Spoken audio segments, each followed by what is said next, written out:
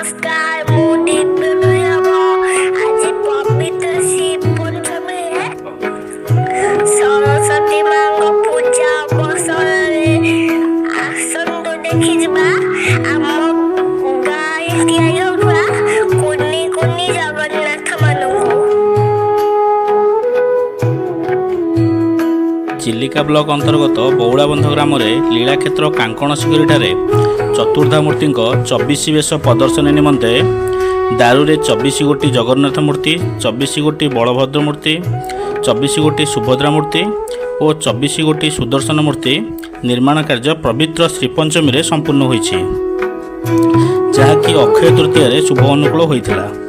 गजपति महाराजा दिव्यसिंह देव परामर्श क्रमे पुरी झांझपिटा मठ महंत बाबा सच्चिदानंद दास महाराज, चिन्मय मिशन पटियाला स्वामी माधवानंद सरस्वती, श्रीमंदिर दैतापति सेवक रघुनाथ दास महापात्र और अन्य जगन्नाथ संस्कृति गवेषक मान सहित लीलाक्षेत्र कांकण शिखरी ट्रस्टर सभापति डॉक्टर सुशांत कुमार साहू विचार विमर्श करी महाप्रभु एही अनन्य कार्यक्रम निमंते निष्पत्ति ग्रहण करा। बौड़ाबंध ग्रामर नीलमणि महाराणा और प्रमोद महाराणा यही 96 गोटी विग्रह को निर्माण करने को इच्छा प्रकाश करते।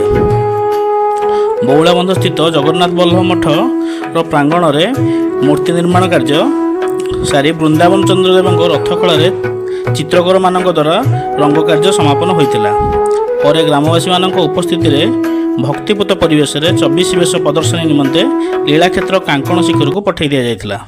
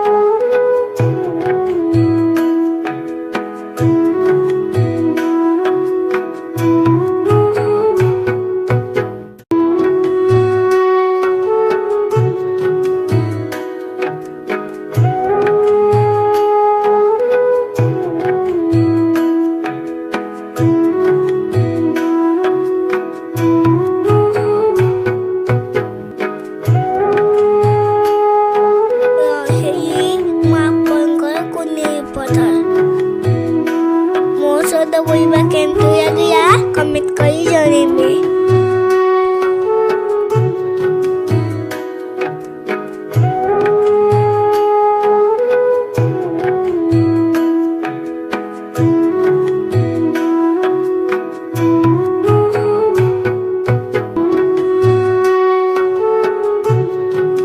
चिलिकारु देवप्रसाद रथंग रिपोर्ट दृष्टिकोण।